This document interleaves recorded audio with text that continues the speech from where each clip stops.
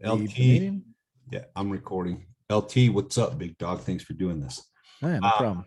so, like I said, the two questions are you okay with us sharing this recording of your story publicly? Yes.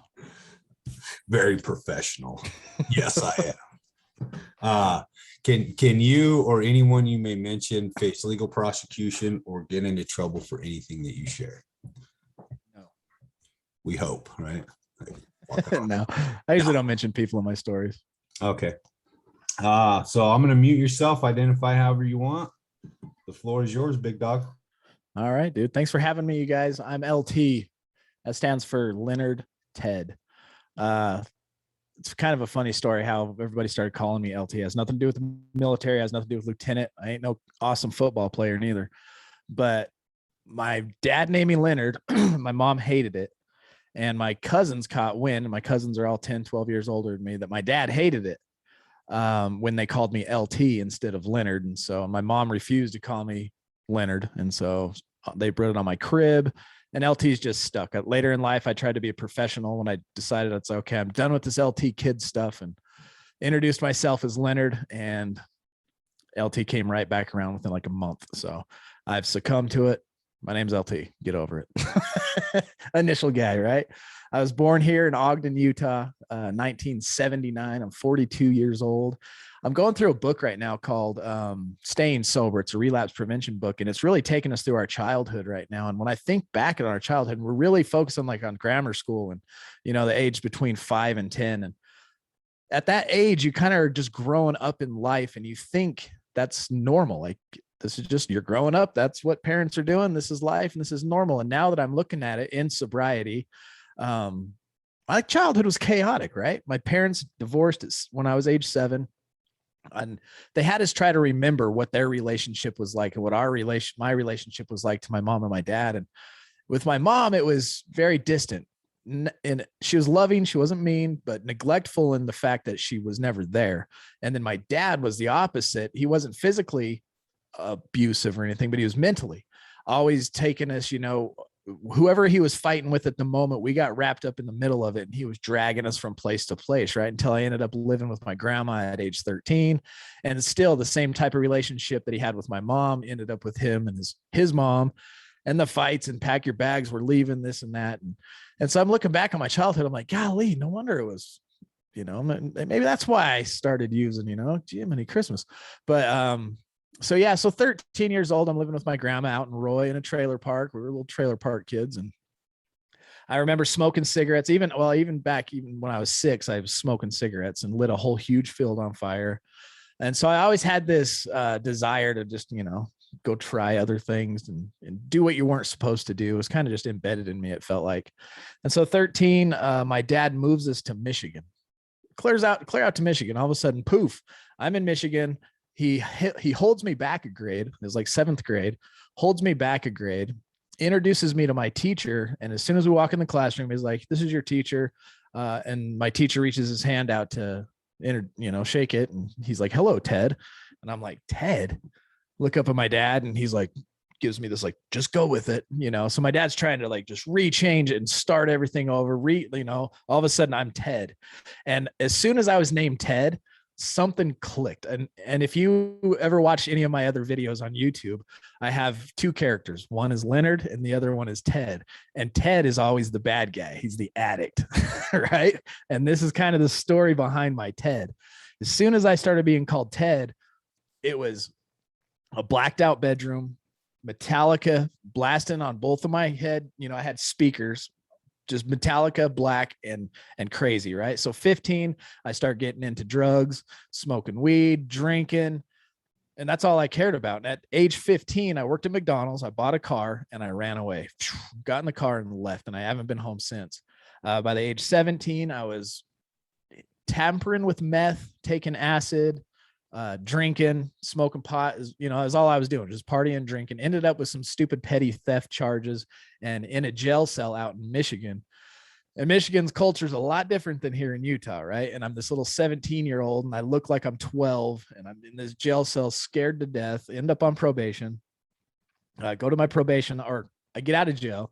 My brother here from Utah calls me, get your ass home now. I'm like, all right. He's like, you can come live with me and we're going to get you cleaned up, get you on the straight and narrow. We're going to get you a job doing iron work and sheet metal and all this kind of stuff. Right. And I'm like, all right, sounds like a plan. So by the age of 18, I'm back in Utah, but Ted is still alive and well. Nothing changes. I'm freaking partying every night, trying to meet and hook up with many chicks as I can find, drink as much as I can. And I'm the bad influence, right? All my friends liked to party, but I'm the one that they were afraid to party with after a certain hour. And I would just take it too far, and I was doing acid, I was doing ecstasy, I was doing anything I could get my hands on. I was changing jobs all the time, getting fired or just quitting and not showing up. And that's 18, 19 years old, 20. About 20 years old, I ended up painting and working for a painter. So I'm painting houses and, construction sites and all this kind of stuff. And that turned me into, if you know anything about painting, it's all about alcohol, painting sheetrock alcohol, right? So we're drinking on the job, constantly drinking out in Wyoming here and there. And that one falls apart. I end up just partying that job away. And then I end up getting a job with a company called Sure Steel. And they're iron workers, and end up in Vegas, and I'm doing iron work and fall in love with the girl that's the receptionist. So I stay there, and that was still just drinking. That's the first time I smoked crack, was out at Nellis Lodge. That was right around 9/11. I was high on crack when the planes were crashing into the towers. I was already up that morning, right? So the TV was on and there's the airplane. I'm like, whoa. And I watched the other airplane hit the tower, and we tried to go to the Hoover Dam, but it was closed down. So I'm drinking, doing drugs, not being responsible. All I care is about instant gratification and pleasure, right? And how high can I get? I end up coming back to Utah and ended up selling Kirby's now, right? Quit that job for Sure Steel. And now I'm selling Kirby's. And I got really good at selling Kirby's. I was number 4 in the nation. I kind of took it serious for a minute, but then meth came along, right? And this is kind of where all of a sudden one drug grabbed me by the throat, picked me up, and just slammed me on the ground. Started doing meth. We're doing meth in the Kirby trucks, and pretty soon nothing mattered but meth. I didn't drink, I didn't smoke weed, I did meth, and that was it. Within a year and a half, meth took me to places that are just, all the war stories, the darkest dungeons you can imagine. I literally felt like I was holding hands with a demon, like a literal evil satanic demon. And it was fun and I loved it. And I would say, hey, what are we doing next? And any scheme or scam that would come across my mind and this demon wanted me to do, we did it. And I ended up getting a felony, burglary, almost went to prison for 15 years. I go to jail and I'm in there for about 4 months. And so they let me out because I didn't really have too much crime and no violent crime in my history. They let me out. I end up in Salt Lake on probation in West Valley at my aunt's house. And, she tried to be the loving aunt and give me a place to stay, got rid of all the guns in the house, and I stayed there probably 3 weeks. I made it. And I was already trying to hide and smoke cigarettes so that she wouldn't see. And I think within 3 weeks, I came back to Ogden, got my own little apartment. And I think I started doing stucco about then. And I relapsed on meth. And I relapsed on meth this night. We're walking down the street, me and these 2 big, tall black dudes. And we walk in, it's probably 2 a.m. in the morning. We walk behind this restaurant, and undercover cops out of nowhere just surround us, jump out of the car, get your hands out of your pockets. So we're putting our hands up. I'm on probation. They take all our meth, they take all our drugs and stuff, write us a ticket, take our information, and then poof, they were gone and left us standing there. And I was like, whoa, that was crazy. So I go see my probation officer at the time I was supposed to. I cleaned up, kind of scared me again, I go see my probation officer, and she's like, so we just got this come across my desk. You got busted with this and this in your pocket, blah, blah, blah. And I'm like, I'm fighting it. That was racist. We're walking down the road. They saw 2 black dudes. I was with them, and they were racist. So she looks at me like, okay. And since I was fighting it, she wasn't going to throw me in jail right away, right? So I go to work. I'm doing stucco, doing pretty good. Bought a truck, a little $1,500 Chevy S10 or something like that. And probation officer calls me in, go take a drug test. and I had been smoking weed the whole time, so nothing changed. Went to jail, 4 months, get out on probation, right back to using, relapse. Nothing even is like in my body or my mind, like, you're an addict. Like, this is a problem. You can't do drugs. It's just this blind, I don't know. I can't even like describe what the blind denial is. It's insane. But anyway, I go, fail my drug test, cuff up, right back to jail. Spend another few months in jail. And this time something changed. I was not only scared straight because I was facing now 15 years in prison. Now I have to go face the judge again after violating probation. I landed in my jail cell and I'm down a level. So I'm locked up 6 and 6, 2-man cells instead of the 4 or instead of the bunk beds and stuff. And so I started reading the Bible, and I read the Bible, just the New Testament, it has the Old and New Testament. I read the New Testament from Matthew to Jude, and Revelation is the last book of the Bible. So I read it from Matthew to Jude. Jude's the second to last. I read it every night, that chunk of the Bible every night for 30 nights in a row. And something changed. My eyes opened, things fell off my eyes. I come out of my jail cell. I see clearer. And right then something had changed in me, but I'm not sure quite what it was. Right. So after I get out of jail, they send me to a halfway house, and I want to succeed. I don't want to get in trouble no more. I'm scared. I almost went to prison for 15 years, shaking in front of a judge, shackled and all that kind of stuff. I end up at the halfway house, get out of the halfway house. And I start doing good. I go right back to work for the dude. His name was Gentry. We did stucco for another 5 years after this. And we did a lot of stucco around this valley. We ran a good, awesome company, and I cleared my credit. I started going up the responsible ladder. But the day I got off probation, guess what I did? Right back to smoking weed that night. Smoked weed, got in the garage because I used to love smoking weed and just get to work, right? Go on the wall, spread the mud, whatever. And so I built this cool freaking little bookshelf out of stucco. And then instantly I was right back to every day. I had a little wooden box in my pocket, little one hitter, start the job, noon, all day, it was that. And then cigarettes, weed, cigarettes all day long. And I did that for like 6 years. Didn't get in trouble, kept being responsible. Had a couple kids, bought our first house. And then it was time to quit doing stucco. So I quit doing stucco. This is kind of a detailed story, isn't it?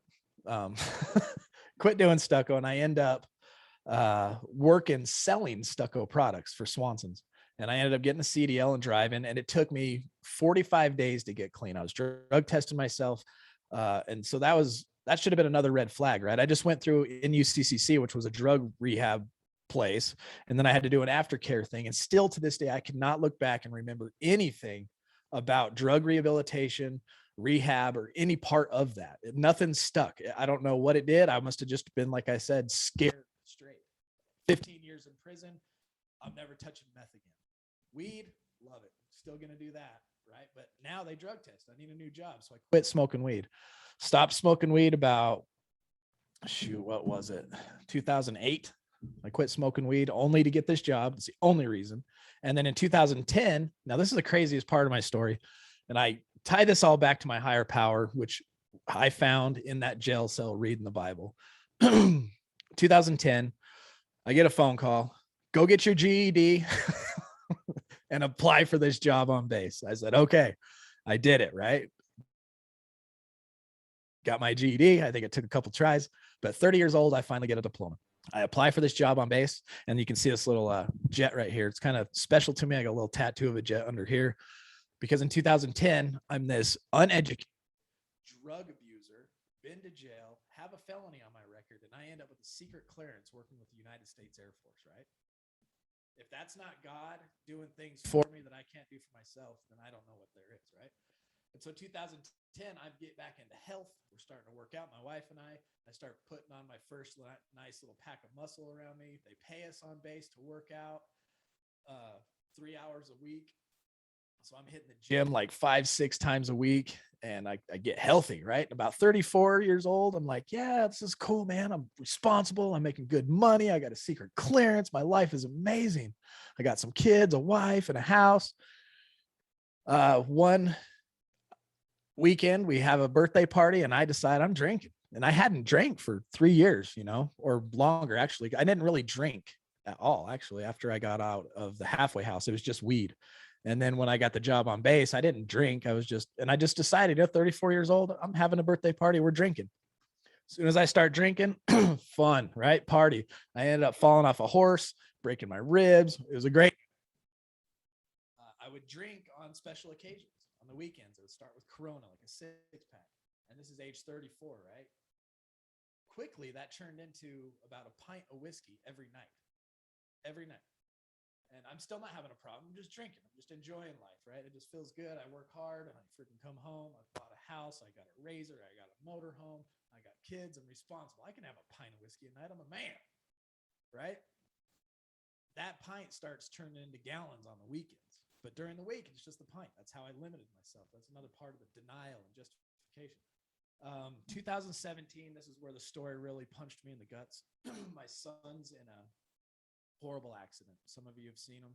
His name's Link. He's my third boy down. Him and some of the neighborhood kids go up the street in this UTV. It's a little dump bed truck, little, UTV.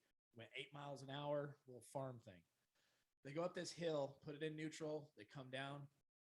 It flips. They're doing about 35, 40. It flips. It popcorns all the neighbor kids and my other 2 oldest boys out of the machine. He ends up, in my mind, I'm picturing it now, ends up hanging on, and it pulls him under, and the tire lands on his head and drags him down the road. And guess where I'm at? I'm in the house, just a house away. My son comes up, and I had just cracked my pint, right? Just cracked it. Took a couple chugs off it, getting back into my pint a night routine. And my oldest boy comes running, Dad. I kind of heard something in the background, like a little crash or something. So when I seen him run past the window and come get me, I knew something wasn't right. So I jump up, I run to the corner. I see the UTV. It's tipped on its side. I look over. My nephew, he's laying on the ground. His leg's broken, his bones sticking out of his leg, his arm's doing one of the Z things, and he's just screaming bloody murder, right? I look up further up the street, and I can see the other kids just crawling around and moaning, and one has a big gash in his head. My second son down he flew out and kind of did one of those, what do they call that? What is scorpion? He does the scorpion, right? Cracks a vertebrae in his back. And I get around the machine and I look, and it's Link, right? My boy's laying on the ground. He's choking on his blood, arm out. And it's just like, he's like reaching, and his eyes just about poked out of his head.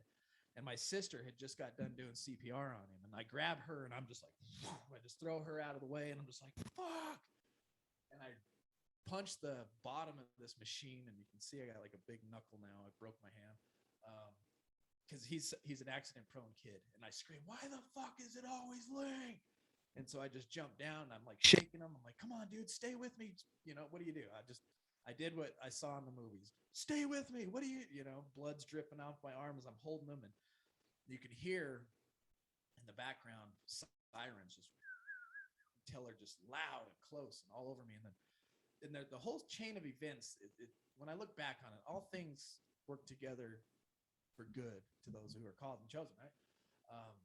My sister had just left because her daughter was sick. She pulled out of her driveway to go get her some Wendy's, and she's seen the accident. My sister's a nurse. She's about to be a doctor now. She sees it, so she hauls ass up there, does CPR. I come out. All I do is freak out, right? Scream, yell. I tip him on his side because his mouth is he's choking on his blood. And a couple seconds later, a doctor shows up, wearing plain clothes, unzips this bag, starts doing suction stuff. Cops show up, take over, and take him out of my hands. I get up, and my sister's like, "You want to call somebody?" And I'm like, I don't know anybody's phone numbers off the top of my head. So I run back to the house. I'm trying to get a hold of the wife, and she's on base too, in a secret place, so they can't have their phone. So I had a hard time getting a hold of her. Ambulances show up, so I jump in the ambulance with my son. I'm just kind of giving you the whole story of what happened to him. We go to McCady, boom, they pull him out of the ambulance, doors open, 25 doctors waiting for him. And I'm thinking, God, is it this bad? Like, is it this bad? And the door's just shut. Nobody's answering my questions. And the health lady's just like, "Hey, come over here, have a seat, wash your hands." Cause I had blood all over me, the driver of the ambulance comes up, gives me a big hug. and then leaves. And all of a sudden you hear boom, helicopter lands. Boom, Link comes out of the freaking 25 doctors and they're wheeling him to the helicopter. So I jump in the helicopter with him and we fly to primaries. Same thing. As soon as we land at primaries, out, boom, doors open. And now there's 10 times more doctors, and I'm like, how is he going to live? What's going on? And I'm just freaking out. And that was my moment of total desperation. I've never seen anything like that. You just kind of go through it. A lot of people say, I couldn't live through that. You have no choice. You're just going through it. We end up at Primary Children's for 2 months, living at the Ronald McDonald House. And guess what I'm doing every night at the Ronald McDonald House? I've already mapped out every liquor store en route to this hospital. And every night I'm sneaking in whiskey. And I'm getting slobbery, tears, snot drunk every night and freaking out, screaming at God. Because we don't know if he's going to die. The first night we're there, the doctor's like, if he makes it till tomorrow. I'm like, what the fuck do you mean if? What do you? And so we nicknamed this doctor. We called him Dr. Doom.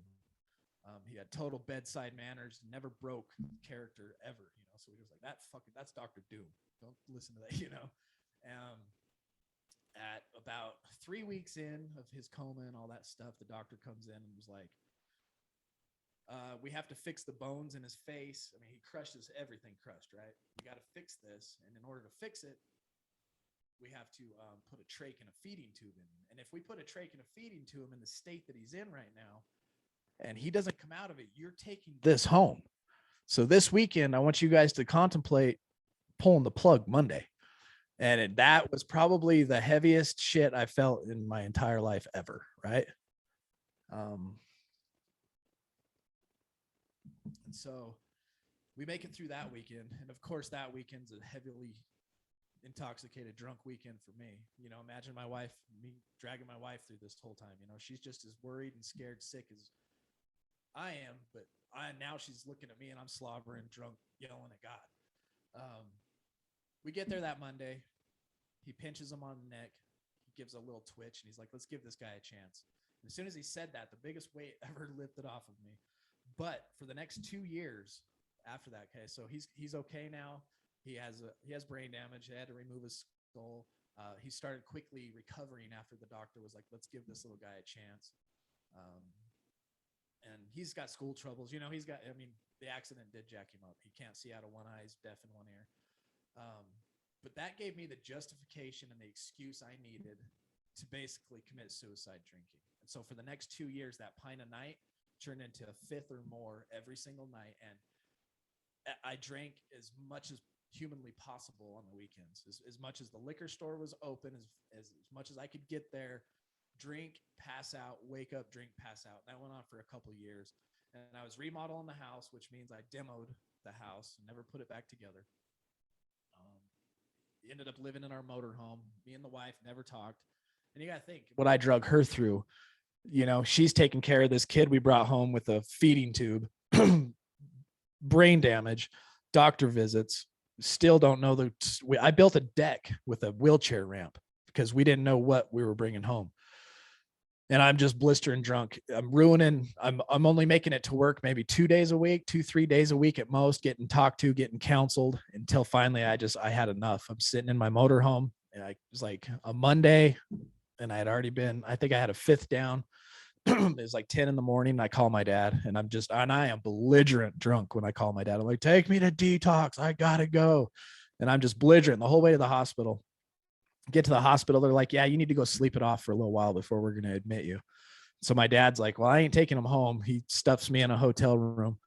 And then Felice, when she got off work, came and brought some food later. As I'm just passed out, trying to sleep, get to a little bit of sobriety to be able to be admitted into this hospital. So finally we get to that point. I check myself in. I'm in there for three days, a couple nights, 3 days. And they're doing the detox stuff. And I get out, and there's a metaphor to this next part because when I got out, I couldn't go back to the job I was doing. I was doing a desk job. I was running, production control for aircraft. And I was like, I need to get back out and build something. And it was weird way that it worked out because as soon as I got out of the detox, I got this side job building a deck for about $8,000. And I tore this lady's deck off her house and I built her in one 2 to 3 times the size. And it was beautiful out of redwood. and just a gorgeous deck. In that moment, right after detox, I tore something old down and I rebuilt something new. And little did I know that became a metaphor for the life I'm now living and what I had done in there. And so I go to rehab, I go into action, 12-step abstinence program. And I start working my stuff. I'm doing my drug use history, telling my life story, get into step 1. And it's about 47 days since I had a drink. And I'm like, you know what? I ain't powerless. You kidding me? You know, I just built a deck. You know, I'm a man. I do stuff. And I'm like, I'm drinking tonight. I don't care what anybody says, but I'm not going to let it have control over me. So I bought a little half a pint of whiskey. I set this little pint of whiskey in my top drawer and I'm like, I'm going to drink it when I want to drink it. You know, it ain't got no control over me and I'm not going to drink anymore. But that's all I thought about the whole day. I get home after a good dinner at Javier's and I go home and I was like, okay, now we're chilling, ready for bed. Now I'll drink it because I chose, because I'm in control. Drink it. Nothing happens, right? I didn't get crazy. I didn't go wild or nothing, but I woke up with a headache, went back to rehab and got called out hardcore in class. My counselor's like, so let me get this straight. You went to detox. You came to IOP because you have a drinking problem. Now you're going to go drink to prove you don't have a drinking problem. Boom, logic hit me upside the head. Recovery clicked at that moment. My higher power took over at that moment. And I jumped headfirst, bought in to recovery. The 12 steps, worked them as best I could. Step 1, nailed it, right? You got to get that one perfect. The rest of them, I still work. I still go through them every day. I may have a bad day. I sit and meditate. I memorized the 12 steps all the way. And I can sit and meditate my day through the 12 steps and come out feeling better and able to take on the next day. How I've stayed sober for 2 years now. October 5th, just recently got my 2-year chip. Nothing, no weed, no any mind altering drugs, and no alcohol for 2 solid years. And I have built the best life I've ever lived in my life. Looking back on it with the clarity and the clear vision, the truth that sets you free. The chapter 5, we talk about honesty and the honesty with yourself first, to be able to be honest with everybody else. And that is how I stay sober. If it wasn't for that and working a program and putting myself, I heard tonight somebody say, staying in the middle of the herd for accountability, telling on yourself, like what Will says all the time, recover out loud, wear it on your sleeve. And you notice I say it right on my hat, right on my shirt. I'm a recovering addict and I approach every situation with that open and honesty. And that's what's keeping me alive and well right now today, is working your program. Good. What do you think? Can we add a little thing at the end? Can you hear me? Yeah. Fuck, dude. I'm kind of at a loss for words, but let me pause this. So after I got out of rehab, my life had changed. My perspective on life had changed with my son, and seeing how fragile life is and how quickly it can change and how ultimately powerless I am. I wanted to live the last half of my life for people to be proud of. I want to live the last half of my life for me to be proud of. I'm rewriting my obituary. Had I died an alcoholic, my obituary, they would have had to lie about who I was, right? And somebody in the audience would have been like, bullshit, they made all that up. But now when I die, they're going to rewrite they're going to write my obituary, and I'm going to have accomplished great things. I hope to. And one of the great things I'm trying to accomplish right now is Recovering Addict. It's a nonprofit. You can check us out at recoveringaddict.org. What we are is a relapse prevention program. We're twofold program right now. We have a thing called Recovery in Your Pocket. We're huge. We got like one of the biggest online communities in the world as far as recovery goes. We have a Discord where you join and you can have a recovery meeting every single day at 1:00 via Zoom with people around the world. You pull this out, there's no excuse to not reach out now. You can get on our Discord 24 hours a day, reach out, wait 2 minutes, and you may have somebody out east in the UK or Australia or India say, hey, what's going on? You okay? Well, you want to talk? And boom, you'll start a meeting. You can jump into a voice chat. Here locally in Utah, I'm taking the relapse prevention program from Terrence Gorski called Staying Sober. It's a huge workbook. I see there's a lot of 90-day programs, a lot of inpatients, a lot of outpatient programs that will send you with a relapse program as you're walking out the door. And then, and now what, right? And so our program is built around health and sober friends and connection. We try to build huge connection and write out and dig in and analyze to get us the most solid relapse prevention plan that you can have so that you can be successful. So recoveryingaddict.org, that's where that's at.